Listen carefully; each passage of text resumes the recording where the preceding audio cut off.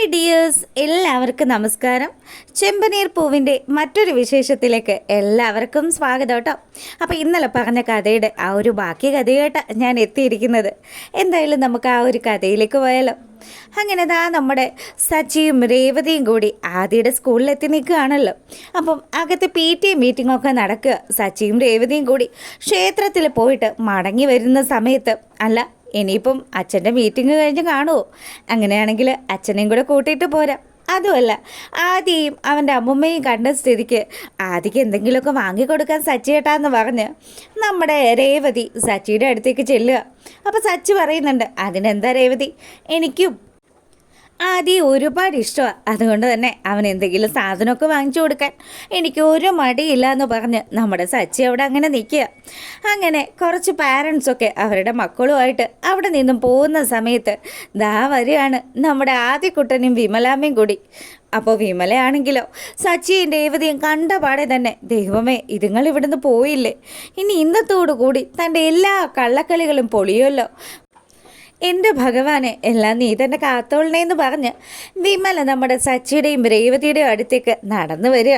അപ്പോൾ രേവതി ആണെങ്കിലോ ആദ്യം കണ്ട പാടെ തന്നെ ആദിയുടെ അടുത്തേക്ക് ചെന്നു. ആദിക്കുട്ട, മോനെ എന്തുണ്ടടാ വിശേഷം, നിനക്ക് സുഖമാണോന്നൊക്കെ ചോദിക്കുമ്പം അതേ രേവതി ആൻറ്റി, അതെ കുറേ നാളായില്ലേ വിമല ആൻറ്റിയെ കണ്ടിട്ട്, ആൻറ്റി നമുക്ക് പുറത്ത് എവിടെയെങ്കിലും പോയി ഒന്ന് ഭക്ഷണം കഴിച്ചാലോ?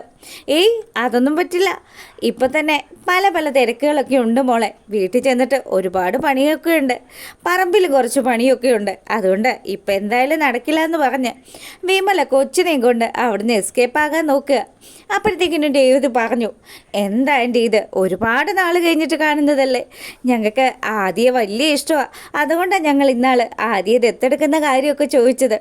അല്ല ഇപ്പം മോൻ്റെ അമ്മ PTA മീറ്റിങ്ങിന് എത്തിയില്ലല്ലോ, അത് വീഡിയോ കോൾ ചെയ്യാമെന്നാണ് പറഞ്ഞിരുന്നത്, എന്നിട്ട് അവൾ വീഡിയോ കോളിൽ വരികയും ചെയ്തു. അപ്പം ഇത് കേൾക്കുന്ന സമയത്ത് നമ്മുടെ ആദിക്കുട്ടൻ പറഞ്ഞു, അതെ രേവതി ആൻറ്റി, എൻ്റെ അമ്മയല്ല വീഡിയോ കോളിൽ വന്നത്, എൻ്റെ അമ്മ അങ്ങനെയല്ല, ഇത് മാസ്കൊക്കെ വെച്ച് മുടിയൊക്കെ വേറെ ആക്കി വേറൊരു ആൻറ്റി ആയിരുന്നു. ഇത് കേട്ടപ്പോൾ തന്നെ സച്ചിയും രേവതിയും പരസ്പരം നോക്കാൻ തുടങ്ങി. എന്തൊക്കെയോ കള്ളത്തരങ്ങളുണ്ടല്ലോ, ഈ അമ്മ എന്തൊക്കെയോ രഹസ്യങ്ങൾ ഒളിപ്പിച്ച് വെക്കുന്നതായിട്ട് പലപ്പോഴും നമ്മുടെ രേവതിക്കും സച്ചിക്കും ഒക്കെ തോന്നിയിട്ടുണ്ട്. അങ്ങനെ ആദ്യം ഇതൊക്കെ പറയുന്ന സമയത്ത് ചെറുക്ക വാ സമയം പോയിന്ന് പറഞ്ഞ് ആദ്യം കൂട്ടിയിട്ട് വിമല അവിടെ നിന്ന് പോവുക. സച്ചിയും രേവതിയും ഒക്കെ റിക്വസ്റ്റ് ചെയ്തിട്ടു. അതൊന്നും കേൾക്കാതെ വിമല കുഞ്ഞിനെയും കൂട്ടിക്കൊണ്ട് പോകുമ്പം രേവതിയാണെങ്കിൽ സച്ചിയോട് പറഞ്ഞു, അതെ സച്ചിയേട്ടാ, എന്തോ ചില കാര്യങ്ങൾ ഈ അമ്മ നമ്മളിൽ നിന്ന് ഒളിക്കുന്നുണ്ടല്ലോ, എനിക്ക് ഒരു ബലമായ സംശയമുണ്ട്. എന്താ രേവതി, നിനക്ക് എന്താ സംശയമെന്ന് സച്ചി രേവതിയോട് ചോദിച്ചു. അതെ, ഈ ആദ്യക്കുട്ടന് എപ്പോഴും ഈ വിമല അമ്മ ഇങ്ങനെ കൂടെ കൊണ്ട് നടക്കുന്നില്ലേ, പക്ഷേ പല സാഹചര്യങ്ങളിലും നമ്മുടെ വീട്ടിലേക്ക് വരുന്ന സാഹചര്യങ്ങളിലും അതുപോലെ ആദ്യമായിട്ട് നമ്മൾ കൂടുതൽ അടുക്കുന്ന സാഹചര്യങ്ങൾ വന്നപ്പോഴും ഏറ്റവും അധികം ഈ കാര്യങ്ങളൊക്കെ എതിർത്തിട്ടുള്ളത് ആരാ? ഈ വിമല അമ്മയും അതുപോലെ സുധിയുമാണ്. എനിക്ക് നല്ല സംശയമുണ്ട്, ദേ ഈ കൊച്ച് സുധിയുടെ കൊച്ചാണോ എന്ന്. എൻ്റെ പൊന്നു രേവതി, നീ എന്താ ഈ പറയുന്നത്? സുധിയുടെ കൊച്ചാണെന്നോ? അതിനിപ്പോൾ എന്താ തെളിവ്? അതൊക്കെ തെളിവുകളൊക്കെ ഉണ്ട്. നിങ്ങളുടെ ചേട്ടനും അതുപോലെ ആ നീലിമയും കൂടി ഒരുപാട് കാലം ഒരുമിച്ചാണല്ലോ താമസിച്ചിരുന്നത്. എനിക്ക് ഇപ്പോഴും ഓർമ്മയുണ്ട്, നീലിമയുടെ വീട്ടിൽ ഞാൻ ക്ലീനിങ്ങിന് പോയ സമയത്ത് അവരെന്നോട് സംസാരിച്ചതാ. അപ്പോഴും അവിടെ പ്രഗ്നൻ്റ് ആയിരുന്നു. അങ്ങനെയാണെങ്കിൽ ഈ ആദ്യയുടെ അമ്മ വിദേശത്താണെന്ന് പറഞ്ഞ സ്ഥിതിക്ക് ഉറപ്പായിട്ടും അത് നീലിമയാകാനാണ് സാധ്യത.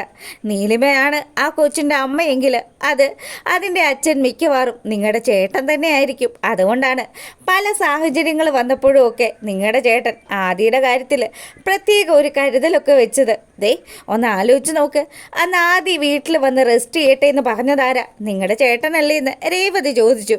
അപ്പോഴാണ് നമ്മുടെ സച്ചി ആ ഒരു കാര്യം ആലോചിച്ചത്. എന്നാലും എൻ്റെ രേവതി, ഇതൊക്കെ നീ എങ്ങനെ കണ്ടുപിടിക്കുന്നു?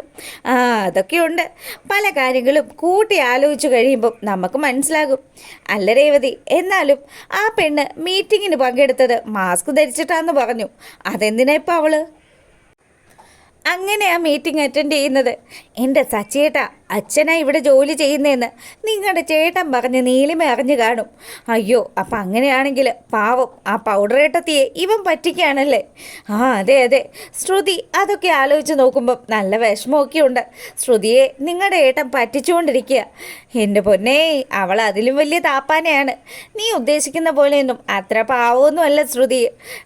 എന്തായാലും അവൾക്ക് അതൊക്കെ കിട്ടേണ്ടത് തന്നെയാണെന്നൊക്കെ പറഞ്ഞ് സച്ചി ഇങ്ങനെ സംസാരിച്ചുകൊണ്ട് നിൽക്കുമ്പം നമ്മുടെ രവി വരിക. അങ്ങനെ അവർ വീട്ടിലെത്തിയതും നമ്മുടെ ചന്ദ്രമതി ആണെങ്കിലോ ഓരോ കാര്യങ്ങളൊക്കെ ചെയ്തുകൊണ്ട് നിൽക്കുമ്പം വർഷയും ശ്രീകാന്തും കൂടി വന്നു. എന്നിട്ട് അവർ ചോദിച്ചു, അല്ല കാപ്പിയൊക്കെ ആയോ? ഓ, കാപ്പി ഇടാനുള്ള ആള് ദേ വന്ന് കയറിയിട്ടേ ഉള്ളൂ. രേവതി എല്ലാവർക്കും കുടിക്കാൻ കോഫി എടുക്കെന്ന് പറഞ്ഞ് രേവതി അടുക്കളയിലേക്ക് പറഞ്ഞു വിടുകയാണ് ചന്ദ്രമതി. അങ്ങനെ ഇവരൊക്കെ കൂടി അവിടെ ഇരിക്കുന്ന സമയത്ത് നമ്മുടെ സച്ചി പോയിട്ട് രവിയുടെ അടുത്ത് പോയി സംസാരിക്കുക. അതെ അച്ഛാ, ഇന്ന് നമ്മുടെ ആദിയെയും വിമല അമ്മയും സ്കൂളിൽ വെച്ച് കണ്ടായിരുന്നു. അവിടെ വെച്ചുണ്ടല്ലോ അവർ പല കാര്യങ്ങളും നമ്മൾ ഇന്ന് മറക്കുന്നത് പോലെ എനിക്ക് തോന്നിയത്. എടാ മോനെ, ഞാനും അത് ആലോചിക്കാതിരുന്നില്ല. ഇന്ന് മീറ്റിങ്ങിൽ ആദിയുടെ അമ്മ വന്നത് ഒരു മാസ്കും കൂളിംഗ് ഗ്ലാസ്സും ഒക്കെ ധരിച്ചിട്ടാണ്.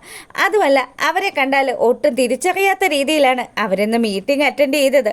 എന്തൊക്കെയോ ചില രഹസ്യങ്ങൾ ഈ ആദിക്ക് പിന്നിലുണ്ടെന്ന് രവി പറയുമ്പോഴത്തേക്കിനും ഇതൊക്കെ കേട്ടുകൊണ്ട് നിൽക്കുകയാണ് നമ്മുടെ ശ്രുതി. അപ്പം ശ്രുതിക്ക് നല്ല ദേഷ്യം വരുന്നുണ്ട്. ഈശ്വര, ഇവരെല്ലാവരും കൂടി തൻ്റെ പിന്നാലെ നടക്കുവാണല്ലോ. ഈ രേവതി ആയിരിക്കും എല്ലാം പറഞ്ഞു കൊടുക്കുന്നത്. തൻ്റെ മകനാണ് ആദ്യമെന്നെങ്ങാനും ഇവർ കണ്ടുപിടിച്ച പിന്നെ തീർന്നു. അതോടുകൂടി തൻ്റെ ഈ വീട്ടിലെ പൊറുതി അവസാനിപ്പിക്കേണ്ടി വരുമല്ലോ എന്ന് ആലോചിച്ച് ടെൻഷൻ അടിച്ച് നിൽക്കുമ്പോഴത്തേക്കിനും നമ്മുടെ സച്ചി പറയുക, അതെ ആ പെണ്ണും അതുപോലെ ആ പെണ്ണിൻ്റെ ആരൊക്കെയോ നമ്മളൊക്കെ ആയിട്ട് എന്തൊക്കെയോ ചില ബന്ധങ്ങളുള്ളതായിട്ട് എനിക്ക് ഫീൽ ചെയ്യുന്നുണ്ട് അച്ഛാ. ഇത് കേട്ടപ്പോൾ തന്നെ നമ്മുടെ സുധിയാണെങ്കിലും, നിങ്ങൾ ആരുടെ കാര്യം ഈ സംസാരിച്ചുകൊണ്ടിരിക്കുന്നത്? അന്ന് ഇവിടെ വന്ന പയ്യനെ കുറിച്ചിട്ടാണോ? അവൻ്റെ അമ്മ വിദേശ രാജ്യങ്ങളിലൊക്കെ ആണെങ്കിൽ അവരൊക്കെ ചിലപ്പോൾ മാസ്കോ കൂളിംഗ് ഗ്ലാസ്സോ ഒക്കെ ധരിച്ചു എന്ന് വരും. പിന്നെ ഏതെങ്കിലും കമ്പനിയുടെ കീഴിലാണ് ജോലി ചെയ്യുന്നതെങ്കിൽ അവിടെ അതിൻ്റെ ആ ഒരു രീതിക്കൊക്കെ ഇരുന്നല്ലേ അവർക്ക് വീഡിയോ കോളിൽ വരാൻ പറ്റുള്ളൂ. അപ്പം ചന്ദ്രമതി പറയുന്നുണ്ട്, ഓ നിങ്ങൾക്ക് ഒന്നും വേറെ ഒരു പണിയില്ലല്ലേ, എവിടെയോ കിടക്കുന്ന ഒരു ചെറുക്കൻ്റെ കാര്യം ഇങ്ങനെ സംസാരിച്ചു കൊണ്ടിരിക്കുന്നത്. അപ്പം നമ്മുടെ ശ്രീകാന്തും അതുപോലെ നമ്മുടെ സുധിയും ഒക്കെ സംസാരിച്ചു കൊണ്ടിരിക്കുമ്പം സച്ചിയും രേവതിയും ആണെങ്കിൽ ഇവരുടെ സംസാരങ്ങൾ മുഴുവനും ശ്രദ്ധിച്ചിരിക്കുക. കണ്ടില്ലേ നിങ്ങളുടെ ചേട്ടന് എന്തോ ചില പതർച്ചയൊക്കെ ഉണ്ട്. അപ്പം അയാളുടെയും നീലിമയുടെയും കുഞ്ഞു തന്നെയാണ് ആദിയെന്ന് ഉള്ള ആ ഒരു തീരുമാനത്തിലും കണ്ടെത്തലിലുമാണ് നമ്മുടെ രേവതിയും സച്ചിയും എത്തി നിൽക്കുന്നത്. എന്തായാലും ഇതിൻ്റെ ബാക്കി കഥയുമായിട്ട് നാളെ വരാം. അപ്പോൾ എല്ലാവർക്കും നല്ലൊരു രാത്രി ആശംസിച്ചുകൊണ്ട് ഇന്നത്തെ വീഡിയോ വൈൻഡപ്പ് ചെയ്യാണ്. അപ്പോൾ ഓക്കേ.